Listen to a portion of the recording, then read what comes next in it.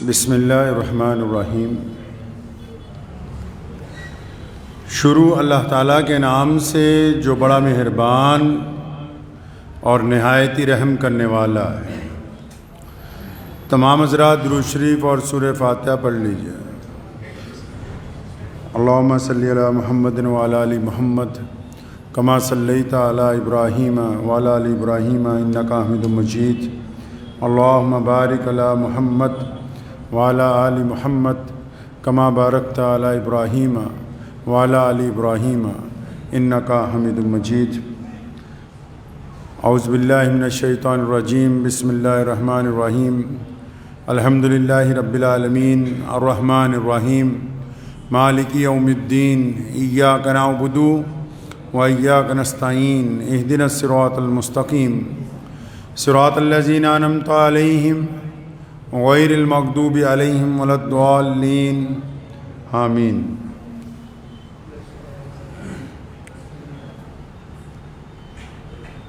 ایک یقین تھا دل میں کہ خدا تو سنتا ہے جب کوئی دوسرا نہیں سنتا۔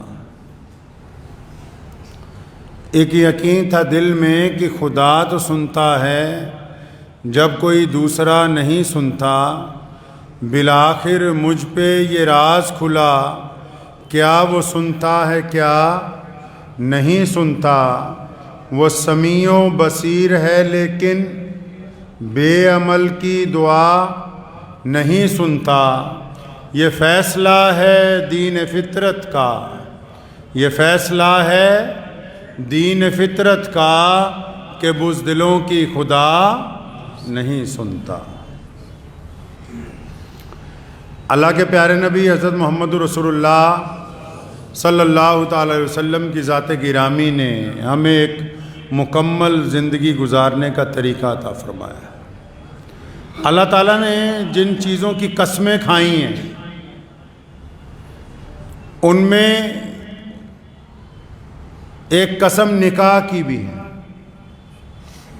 یعنی اس عمل کو اتنا بابرکت بتایا کہ اللہ نے اس کی بھی قسم کھائی۔ اور نبی علیہ الصلوۃ والسلام نے نکاح کی بڑی فضیلتیں بیان فرمائی، اور قرآن پاک نے کہا کہ مرد عورت کا لباس ہے اور عورت مرد کا لباس ہے، یعنی جو میاں بیوی ہیں مرد اپنی عورت کا لباس ہے اور عورت اپنے مرد کا لباس ہے۔ اور لباس میں تین خوبیاں ہوتی ہیں، تین خاصیتیں ہوتی ہیں کپڑے کے اندر۔ پہلی بات تو لباس انسان کے جسم کا تحفظ کرتا ہے، یعنی گرمی میں سردی میں موسم سے انسانی جسم کا تحفظ سب سے پہلے جو چیز کرتی ہے وہ اس کا بندے کا لباس ہوتا ہے، عورت کا مرد کا لباس ہوتا ہے۔ پہلی خصوصیت لباس کی یہ ہے۔ دوسری خاصیت لباس کی یہ ہے کہ لباس انسان کے عیب چھپا دیتا ہے۔ جسم کے اندرونی جو عیب ہیں چمڑی کے، لباس جب بندہ پہنتا ہے، کوئی عورت مرد بچہ بوڑھا، تو پہلی تو خصوصیت یہ ہے کہ لباس چاہے کیسا بھی کیوں نہ ہو، یا تو وہ سردی سے بچائے گا، گرمی میں دھول مٹی سے بچائے گا۔ دوسری خاصیت کیا آ گئی کہ لباس جو ہے وہ جسم کے عیبوں پر پردہ ڈال دیتا ہے، پردہ پوشی کرتا ہے۔ اور تیسری قسم لباس کی، تیسری خاصیت لباس کی یہ ہے کہ لباس انسان کی شخصیت کو زینت عطا کرتا ہے، خوبصورتی عطا کرتا ہے، پرسنالٹی کو ڈیولپ کرتا ہے۔ اللہ تعالیٰ نے یہ تمام باتیں کتنے خوبصورت الفاظ میں بیان کر دی۔ فرمایا کہ مرد اپنی عورتوں کا لباس ہیں، عورتیں اپنے مردوں کا لباس ہیں، یعنی کہ جن کا نکاح کر دیا گیا یہ ایک دوسرے کے مصیبت کے وقت کام آنے والے ہیں۔ اللہ تبارک و تعالیٰ نے ان کو سمجھا دیا کہ تم ایک دوسرے کے کام آنے والے ہو۔ اور دوسری خاصیت کیا آ گئی کہ تم ایک دوسرے کی پردہ پوشی کرنے والے ہو، ایک دوسرے کے عیبوں کے اوپر پردہ کرنے والے ہو۔ اور تیسرا کہ تمہاری جو آپس کی عزت ہے وہ ایک دوسرے کی وجہ سے ہی ہے۔ آج کل کیونکہ اکثر مجھے روزانہ شادیوں میں جانے کا موقع مل رہا ہے تو آج ذہن میں آیا کہ کچھ گفتگو نکاح کے بارے میں ہو جائے کہ اللہ اور اس کے رسول صلی اللہ علیہ وسلم کیسا نکاح چاہتے ہیں، کب چاہتے ہیں نکاح ہو، کن حالات میں ہو، اور نکاح کی جو اللہ اور اس کے رسول صلی اللہ علیہ وسلم کی طرف سے پابندیاں عائد کی گئیں کہ کیسا نکاح ہونا چاہیے، کیسا نہیں ہونا چاہیے۔ اکثر آپ نے دیکھا ہوگا آج کل ہم نے ایک رواج پکڑ لیا، اگر باپ مر جائے مولوی بلاؤ قرآن پڑھاؤ، ماں مر جائے مولوی بلاؤ قرآن پڑھاؤ، گھر پہ مصیبت آ جائے مولوی بلاؤ قرآن پڑھاؤ، کوئی پریشانی ہو مولوی بلاؤ کہاں قرآن پڑھاؤ، اور جب خوشی کا موقع ہو، شادی کا موقع ہو، جب بچے کے جنم دن کا موقع ہو، جب اپنے گھر کی کوئی اچھی کسی پارٹی کا موقع ہو، تب ڈھول بجاؤ۔ اچھا تمہیں غم میں خدا یاد آتا ہے اور خوشی کے اندر خدا کو بھول جاتے ہو؟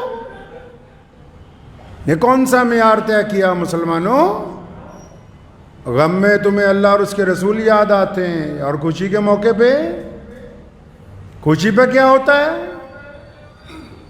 مجھے ایک مفتی صاحب نے بتایا کہ فلاں آدمی نے کروڑوں روپیہ نکاح کے اوپر خرچ کیا اور نکاح خواہ کو 1 روپیہ بھی نہ دیا۔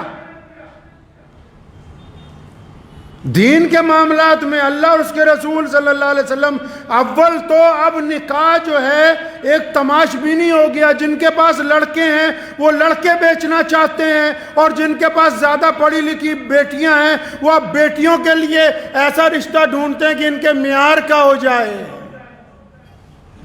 برادری واد نے کئی لوگوں کا بیڑا غرق کر دیا، اور محمد الرسول اللہ کہیے صلی اللہ آواز نہیں آئی، صلی اللہ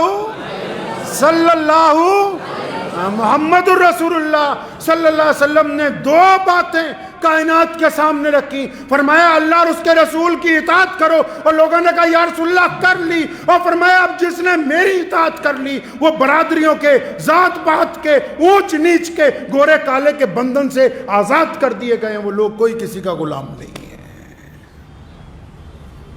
انہوں نے کہا نہیں ہم تو میاں برادری کے باہر شادی نہیں کرتے۔ آپ کو پتہ ہے برادری ہوتی کیا ہے؟ پنجابی کہاوت مشہور ہے، ذات ملوک نہیں ہندی، ریت ملوک ہندی ہے۔ ذات نہیں ملوک ہندی، ریت ملوک ہندی ہے۔ ایک بادشاہ تھا، دربار میں بیٹھا ہوا تھا، ایک قیدی پیش کیا گیا، اس نے کوئی جرم کر دیا تھا تو سزا دینے لگا، تو وزیر نے کان میں کہا کہ جناب یہ جو قیدی ہے عام بندہ نہیں، بہت پڑھا لکھا ہے، پروفیسر ہے، دانشور ہے، اس کو پھانسی کی سزا نہ دو، اپنے پاس رکھ لو، قید خانے میں کام آیا کرے گا۔ ان کا رکھ لو۔ کچھ دن کے بعد ایک صاحب گھوڑے بیچنے آئے، وزیر نے کہا جناب اس قیدی کو بلا لو، دیکھ کے بتائے گا گھوڑے اصلی ہیں کہ نقلی ہیں۔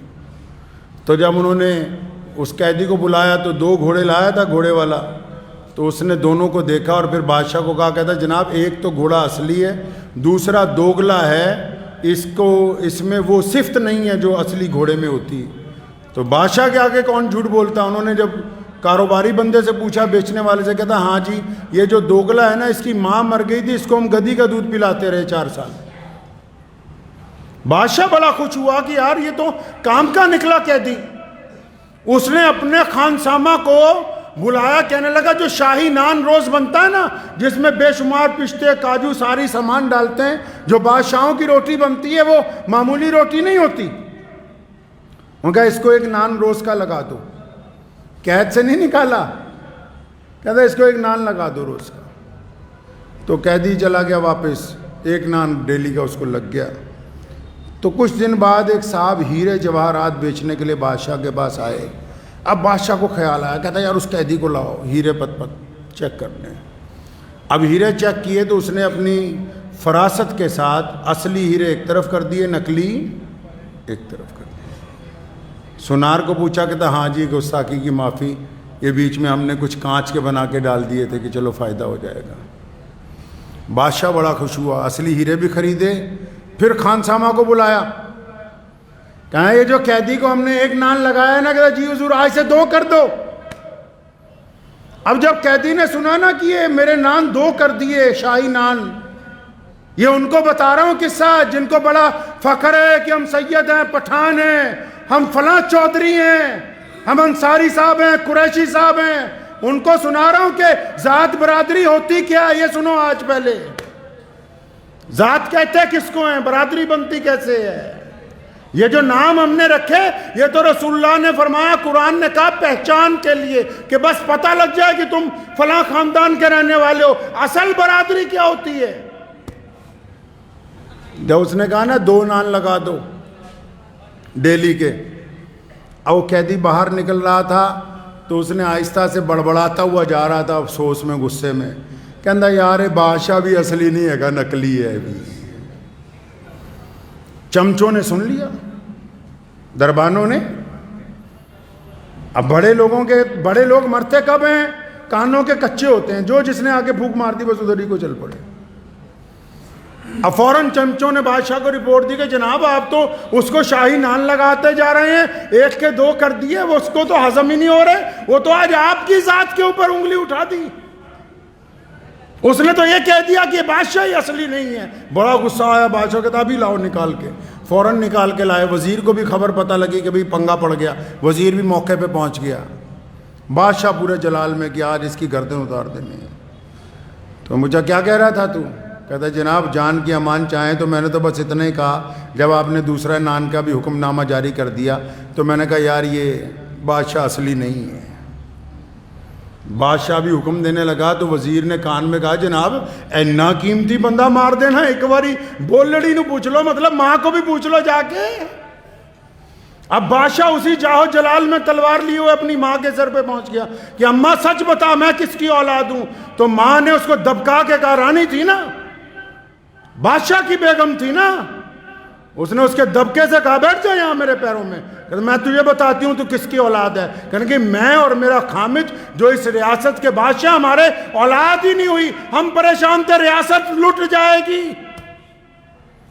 میرا خامد کے مرنے کے بعد 10 سال جب اولاد نہ ہوئی تو ہمارے خان سامہ کے گھر تو پیدا ہوا، تو ہماری اولاد نہیں ہے، ہمارے باورچی جو میاں بیوی ہیں ان کی اولاد ہے، ہم نے چھپ کے ان سے لے لیا، اعلان کر دیا کہ بادشاہ کے گھر پیدا ہوا ہے، تو بیٹا خان سامہ کی اولاد ہے۔ بادشاہ کو پتہ لگ گیا کہ میں کس کی اولاد ہوں، واپس پہنچا دربار میں، اس کو پکڑا، پھر دوبارہ جا کے اس دانشور کو، قیدی کو، کہنے گا تو نے پہچانا کیسے یار؟ میرا کپڑے بادشاہوں کی طرح، میرا چلنا پھرنا بادشاہوں کی طرح، میرے آگے پیچھے فوج بادشاہوں کی طرح، کہ تو کیسے پہچان گیا کہ میں بادشاہ کی اولاد نہیں ہوں؟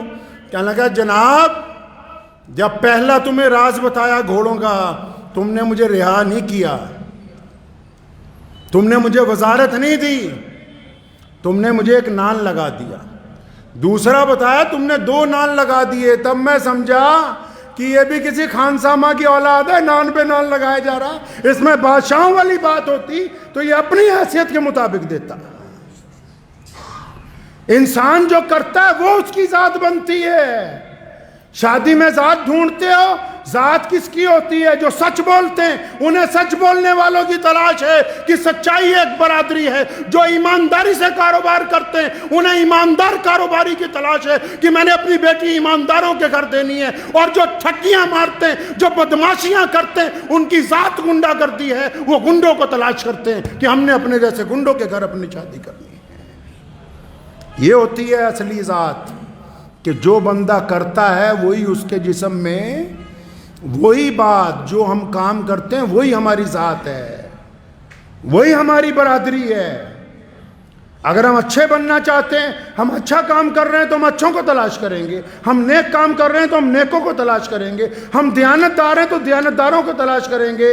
قرآن نے کہا ہے نا کہ چنگے بندے والی چنگیاں جنانیاں، مندے والی مندیاں، اچھے دوستوں کے لیے اللہ نے اچھے دے دیے اور بروں کے لیے پھر برے ہی ٹکرتے رہیں گے، جیسی آپ کی نیت۔ محمد رسول اللہ نے فرمایا انما الاعمال بالنیات، کہ عمل کا دار و مدار تو نیت پر ٹکا ہوا ہے۔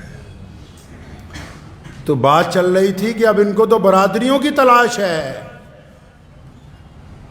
لوگوں کی بیٹیاں گھروں میں بیٹھی بیٹھی بڈھی ہو رہی ہیں، پھر بھاگے ہوئے آئیں گے کہ جناب بیٹی فلاں کے ساتھ نکل گئی، لڑکا فلاں کے ساتھ نکل گیا، کیا تمہیں نہیں پتہ لگا اللہ نے قرآن میں کہا، محمد رسول اللہ نے کہا، اس انسانیت میں مرد عورت ایک دوسرے کی ضرورت ہے۔ جو ماں باپ جان بوجھ کے آنکھیں بند کرتے ہیں کہ ہم اپنے بیٹے کی شادی 20 سال بعد، پھر 25 سال بعد، پھر 30 سال کی عمر میں، 32 سال کی، کھا لو اس کی کمائی جتنی تم نے کھانی ہے۔ اور یہ باہر جو حرام زدگیاں کرتا ہے، جو تمہارے رشتہ داروں کی عورتوں کے ساتھ چھپ کے زناکاریاں کرتا ہے، اس کا سارا گناہ ان ماں باپ کے ذمے ہے جو اپنی اولاد کا نکاح نہیں کرتے۔ ان ماں باپ کے ذمے ہیں۔ سوچتے ہیں آنکھیں پتہ ہے کہ فلاں کے ساتھ میرا بیٹا، فلاں کے ساتھ میری بیٹی غلط کام کر رہے ہیں، پھر بھی آنکھیں بند ہے کہ نہیں بڑھیا گزارا ہو رہا ہے، چل رہا ہے۔ اگر ماں باپ کا احترام قرآن میں لکھا ہے تو اللہ کے رسول صلی اللہ علیہ وسلم نے ماں باپ کو بھی پابند کیا کہ اپنی اولاد کی ضروریات کو پورا کرنا تمہاری ذمہ داری ہے۔ نکاح میں دیری، کیریئر بنا رہے ہیں، کیریئر بناؤ جی، کیریئر بناتے رہو 40 سال تک، کریکٹر کا بیڑا غرق ہو گیا کیریئر کے چکر میں۔ جا کے ڈاکٹروں سے پوچھو، اچھے لوگ شادیوں کے بعد اولاد پیدا نہیں ہو رہی، کیوں نہیں ہو رہی جی؟ 30 سال کی عمر میں شادی کی، 32 سال کی عمر میں شادی کی، 35 سال کی عمر میں شادی کی، اور تم نے تو جانوروں کا دوگلا پن کیا نا، درختوں کی جڑیں کاٹ کے ملائیں کہ دوگلے درخت بنائیں گے، پیڑ پودوں کی جڑیں توڑ کے ملائیں کہ ہم رنگ برنگے پھول اور پیدا کریں گے۔ اللہ نے پھر تمہارا بھی انتظام کر دیا، تم نے قدرت کے ساتھ کھلواڑ کیا، انہوں نے بھی پھر تمہارے لیے ٹیسٹ ٹیوب بیبی بنا دیے کہ کسی کی اولاد، کسی کا پیٹ، کسی کی نسل کسی کے اور کے گھر کے اندر پیدا ہو جا کے۔ جو لوگ خدا کی فطرت سے بغاوت کرنا چاہتے ہیں وہ کبھی خدا کے حضور کامیاب نہیں ہو سکتے۔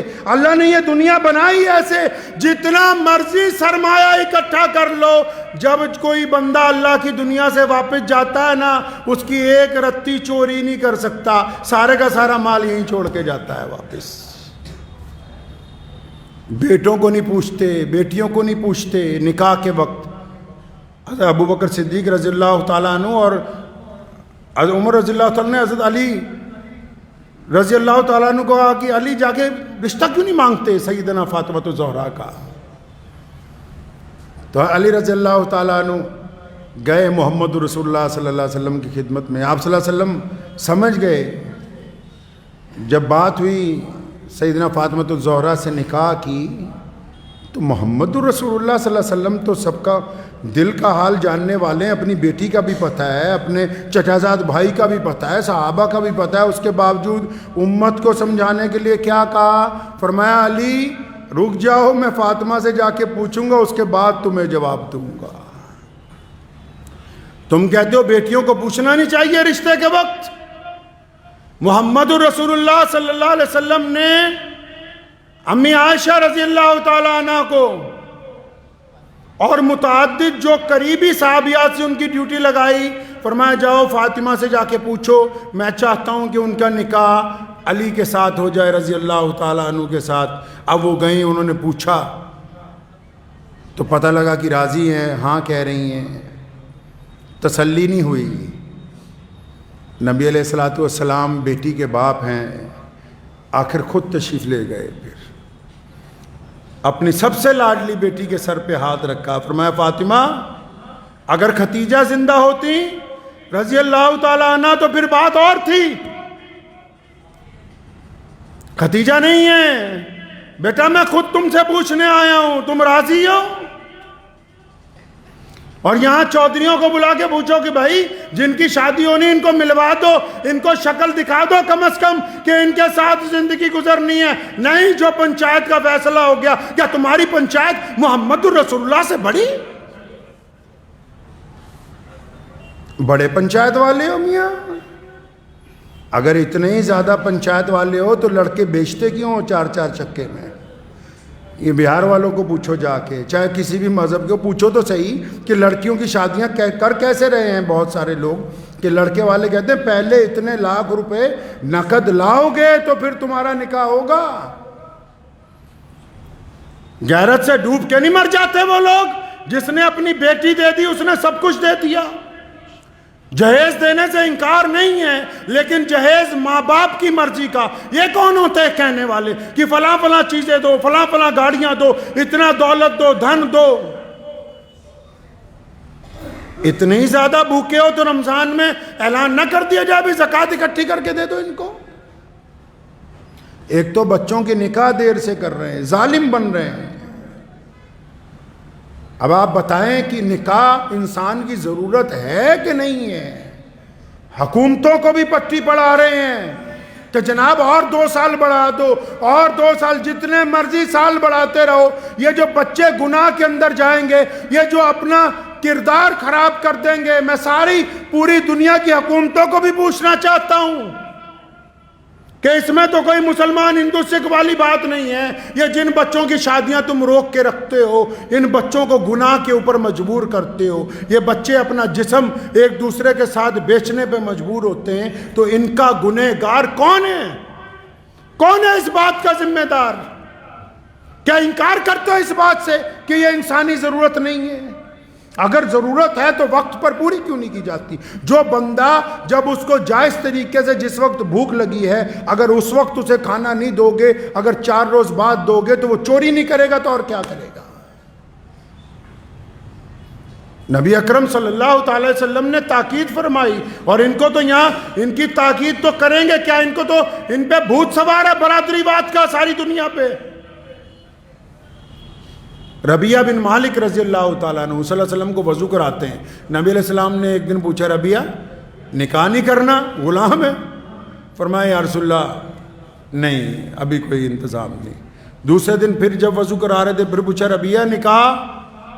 پھر ٹال گئے ہنس کے۔ فرماتے ہیں میں نے خود سوچا کہ رے بار بار نبی علیہ السلام پوچھ رہے ہیں اور تو چپ ہے، انکار کیے جا رہا ہے۔ اللہ کے بندے جب رسول اللہ پوچھ رہے ہیں تو کہہ دے، اپنی خواہش بتا دے۔ فرمایا جب میں تیسرے دن صبح وضو کرانے گیا، رسول اللہ نے سارا وضو کر لیا، آج پوچھا ہی نہیں، آج نہیں پوچھا۔ میں بڑا پریشان ہوا کہ اچھا وہ تو بات ہی بیچ میں رہ گئی۔ نبی علیہ السلام وضو کر کے جب اندر تشریف لے جانے لگے اور یہ اپنے حجرے سے باہر نکل رہے تھے، تو نبی علیہ السلام نے آواز مار کے پوچھا اچھا پھر وہ نکاح کا کیا ہوا؟ فرمایا یا رسول اللہ آپ جو بہتر کریں۔ تو فرمایا اچھا فلاں انصاری صحابی کے گھر پہ جاؤ اور جا کے کہو رسول اللہ نے تمہیں سلام بھیجا ہے اور اپنی بیٹی کا نکاح میرے ساتھ کر دو۔ غلام ہے غلام۔ یہ آپ کو واقعہ اس لیے سنا رہا ہوں، وہ قصہ بھی بادشاہ والا اسی لیے سنایا جن کو بھوت سوار ہے برادری واد کا۔ تمہاری بیٹیاں جو گھروں میں بیٹھی ہیں، بیٹے جو گھروں میں بیٹھے ہیں، جن کی عمریں 25 سال 30 سال 35 سال ہو گئے، جتنے مرضی سجدے کرتے رہو، جو اولاد بستر پر تڑپ رہی ہے، تمہارے سجدے تمہارے منہ پر مارے جائیں گے، ان کے زنا کا گناہ بھی تمہارے ذمہ ہوگا کہ تمہیں پتہ نہیں تھا کہ تمہاری اولاد کو ضرورت ہے، تم نے نکاح سے انکار کیا صرف اس لیے کہ بڑا سرمایہ چاہیے، بڑا گھر چاہیے، دولت کے انبار لینے، بس اس چکر میں۔ حضرت ربیہ بن مالک رضی اللہ تعالیٰ عنہ پہنچے اس انصاری صحابی کے گھر، سلام کیا، انہیں بیٹھ جائیے۔ جب اپنی ضرورت بتائی تو ابھی وہ ماں باپ تو بیٹی کے ماں باپ ہی ہوتے ہیں، ابھی سوچ ہی رہے ہیں ہاں یا نہ، کچھ نہیں کی، نہ تو کرتے ہی نہ صحابہ کرام رضی اللہ تعالیٰ اجمعین۔ بیٹی نے بھی اندر سن لیا، اس نے اپنے والد کو بلایا، فرمایا ابا جی رسول اللہ صلی اللہ علیہ وسلم نے ان کو بھیجا ہے، آپ مجھے اللہ اور اس کے رسول صلی اللہ علیہ وسلم کے حضور چھوڑ دیجئے، اللہ تعالیٰ ہمیں ضائع نہیں کریں گے۔ اس طرح کے لوگ اطاعت اور فرما برداری کیا کرتے تھے محمد رسول اللہ صلی اللہ علیہ وسلم کی۔ میں تو اکثر ان مسلمانوں سے پوچھتا ہوں کہ جس نبی علیہ السلام نے کہا کہ ذات اور برادریاں، رنگ اور نسل کے بھید بھاؤ کو ختم کرنا، تم تو اس حد تک ضدی ہو گئے ہو کہ نہیں ہم تو برادری کے باہر نکاح ہی نہیں ہو سکتا، پھر کون سی مسلمانی ہے یار؟ کون سی مسلمانی ہے یہ؟ ان بچوں کو ضائع نہ کیجئے۔ اگر ایک بندہ MBA بھی کر لے اور اس کی وقت پہ شادی نہ ہو جائے تو وہ مینٹلی طور پر اس حد تک متاثر ہو جاتا ہے، پوچھ لیجئے گا کسی ڈاکٹر کو جا کے۔ شادی ایک پاکیزہ عمل ہے. ملنا تو مرد اور عورت نہیں ہے، لوگ پیسے دے کے چاہے مل لیں 1 گھنٹے کے لیے، لیکن شادی کے لیے کیوں کہا کہ کچھ لوگ بیٹھے ہوں، کچھ گواہ بیٹھے ہوں، تاکہ یہ مقدس عمل ہے، اس سے انسانیت نے فروغ پانا ہے، اس سے نئی نسل نے جنم لینا ہے، اس لیے رشتہ زیادہ مقدس ہے. عورت اور مرد کا ملنا کوئی بڑے کمال کی بات نہیں ہے. کمال کی بات یہ ہے کہ ان کے ملنے کی وجہ سے نئی نسل کا ایک پاکیزہ روح کو وجود کے اندر آنا ہے. اللہ تعالیٰ نے اس لیے اس کی قسم کھائی کہ یہ بڑا مقدس عمل ہے، اور اس مقدس عمل کا کھیل بنا دیا. بھائی ایک بات میں بار بار دیکھتا ہوں، میں اکثر، ابھی ہمارے چچا ہیں حافظ اسرائیل صاحب، ان کی بیٹی کا نکاح تھا، ملیر کوٹلہ میں گیا تو نہایت سادگی سے عورتیں پردے میں ایک طرف تھیں اور مرد ایک طرف تھے. آرام سے زمین پہ بیٹھا، دسترخوان لگایا، ہزاروں لوگوں نے کھانا کھایا. آپ اپنے گھر، ہم اپنے گھر. اور میں دیکھتا ہوں کہ جن لوگوں کے پاس تھوڑے زیادہ پیسے اللہ نے دے دیے ہیں، وہ سوچتے نہیں وہ تمام کام کرنے ہیں جو نعوذ باللہ صلی اللہ علیہ وسلم کی مخالفت میں ہو، وہ تمام کام کریں گے. ایک بات آج میں تھوڑی کڑوی سی ہے لیکن سن لیجئے، اللہ تعالیٰ شفا دیں گے، آمین. زور سے کہہ دو آمین. بیماری دور ہو جائے گی انشاءاللہ. ایک سوال ہے میرا سارے مولویوں سے، بھارت کے مولویوں سے، چاہے وہ دیوبندی مولوی ہیں، چاہے وہ بریلوی مولوی، چاہے وہ تبلیغی جماعت والے ہیں، چاہے وہ جماعت اسلامی والے ہیں، چاہے وہ ندوہ والے ہیں، چاہے وہ جامعہ ملیہ والے ہیں، جتنے بڑے بڑے دانشور مسلمان بنے پھرتے ہیں، ان سب سے سوال ہے کہ یہ جو اب عام شادیاں مسلمانوں کی ہوتی ہیں جن میں تم ڈی جے لگا کے، ڈھول بجا کے، اور وہاں رقص و سرور کی محفلیں منعقد کی جاتی ہیں، اور آپ جیسے بڑے مسلمانوں کے چودھری جن لوگوں نے وقت بھی لگایا، جو اپنے آپ کو خواجہ اجمیری کے سجادہ نشین بھی کہتے ہیں، جو اپنے آپ کو اہل سنت والجماعت کے جانشین کہتے ہیں، جو اپنے آپ کو علماء دیوبند کے وارث کہتے ہیں، اکثر دیکھنے کو ملتا ہے کہ جتنی غیر شرعی شادیاں ہیں، یہ اپنی داڑیاں لے کے وہاں صوفوں پر بیٹھ کے آرام سے مرغا بریانی کھاتے ہیں. کیا تمہاری غیرت تمہیں ایک دفعہ نہیں چنجوڑتی کہ رسول اللہ کے حکموں کی کلی خلاف ورزی ہو رہی؟ کیا تمہارے دل میں ذرہ برابر بھی شرم نہیں، ذرہ برابر غیرت نہیں آتی تمہیں؟ کہا مفتی صاحب نے، کہنے لگے میں گیا، لڑکی کو پوچھا کہ تمہیں فلاں کے ساتھ نکاح میں دے دیا، یہ گواہ کھڑے ہیں، یہ وکیل کھڑا ہے، تجھے قبول ہے؟ لڑکی بولتی نہیں. فرمایا 3 دفعہ پوچھا، لڑکی بولتی نہیں، تو سارے مفتی مل کے کیا کہتے ہیں کہ اگر بولتی نہیں ہے تو اس کا مطلب رضامند ہے.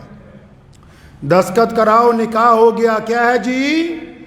رضامند ہے. شریعت نے کہا کہ اگر وہ شرم کی وجہ سے نہیں بولتی تو رضامند ہے، اور اگر رضامند نہ ہوتی تو بغاوت کرتی.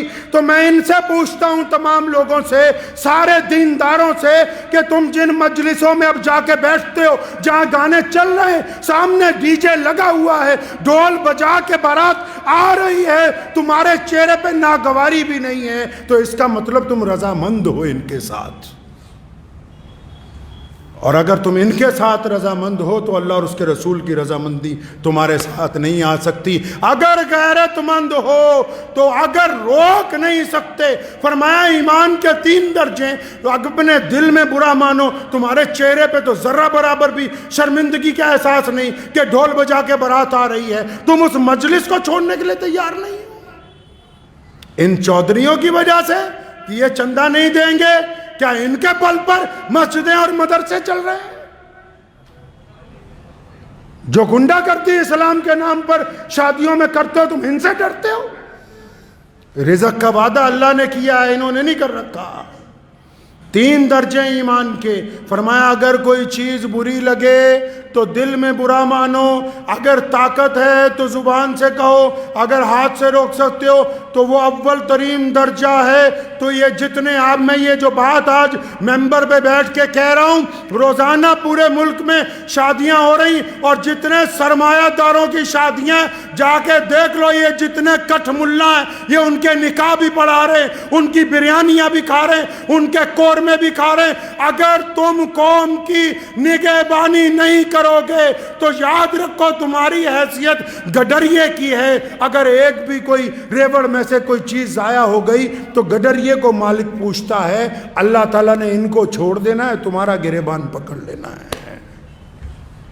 کوئی ضرورت نہیں ایسا نکاح پڑھانے کی جہاں ڈھول بجتے ہوں، کوئی ضرورت نہیں ایسے شادی کے اندر جانے کی جنہوں نے ڈی جے لگا کے رکھے ہوں، جو ناچ کے ڈھول بجا کے آ رہے ہوں، ان کے ساتھ شہر کا قاضی چل رہا ہو. شرم کے ڈوب مرنے کا مقام ہے ان لوگوں کے لیے. اتنی بھی غیرت زندہ نہیں رہی، اتنی بھی شرم و حیا زندہ نہیں رہی. کس بات کی دولت ہے یہ یاد رکھو، دین محمد الرسول اللہ کا ہے. کس کا دین ہے جی؟ محمد الرسول اللہ کا دین ہے، اور یہ دین قیامت تک زندہ رہے گا. یہ کسی سرمایہ دار کا دین نہیں ہے، یہ کسی بہت بڑے چودھری کا دین نہیں ہے. دنیا کی کوئی طاقت اس دین کو سرنگو نہیں کر سکتی. اس لیے پلٹیے اپنے رب کی طرف. اور آپ بھی سنیے جتنے عام مسلمان ہیں، اگر کسی شادی میں ناچ گانا ہو رہا ہے مسلمان کی، اور شراب پی کے کوئی آ رہا ہے، ڈھول بجا کے بارات آ رہی ہے، آپ اگر اس میں شامل ہیں تو آپ گنہگار ہیں. میں فتوے نہیں اکثر دیتا، لیکن یہ مسئلہ آپ کو اس لیے بتا رہا ہوں کہ رسول اللہ صلی اللہ علیہ وسلم کو یہ بات پسند نہیں ہے. رسول اللہ نے سادگی سے نکاح کا حکم دیا. فرمایا مسجد عبد الرحمن بن عوف جلیل القدر صحابی، اربوں پتی آدمی، رسول اللہ نے فجر میں پوچھا عبد الرحمن یہ کپڑوں پہ لال رنگ کا داغ لگا. فرمایا یا رسول اللہ رات میرا نکاح ہوا تھا تو مہندی لگ گئی تھوڑی سی. کچھ نہیں کہا رسول اللہ نے کہ ہمیں نہیں بلایا، فلاں کو نہیں بلایا. تو رسموں میں پڑ گئے جی، فلانے بھائی کو لے آؤ، فلانے چاچے کو لے آؤ، ماسڑ کو لے آؤ، یہ لے آؤ، وہ لے آؤ. اور یہ جو چھپ چھپ کے تمہاری اولادیں زنا کر رہی ہیں، کبھی ان کی طرف بھی دیکھو، ان کی طرف بھی دیکھو. خدا کے واسطے ان تمام رسموں کو چھوڑ دیجئے، اور اس جذبے کے ساتھ چھوڑنا کہ ہم مسلمان ہیں، انشاءاللہ تعالیٰ ہم اس غلط کام میں ساتھ نہیں دیں گے. کریں گے جی انشاءاللہ. ان مولویوں کو نہیں، باقی لوگ بھی. اگر کوئی چودھری اپنے بل پہ، اس کی اولاد اپنے بل پہ باجا بجوانا چاہتی ہے تو بجانے دو، اس کا نکاح پڑھانے کی ضرورت نہیں ہے جب تک توبہ کر کے اللہ اور اس کے رسول صلی اللہ علیہ وسلم کی رضا نہ حاصل کر لے. دعا کیجیے اللہ تعالیٰ مجھے بھی آپ سب کو بھی ان باتوں پہ عمل کی توفیق عطا فرمائے. وآخر دعوانا ان الحمد للہ رب العالمین.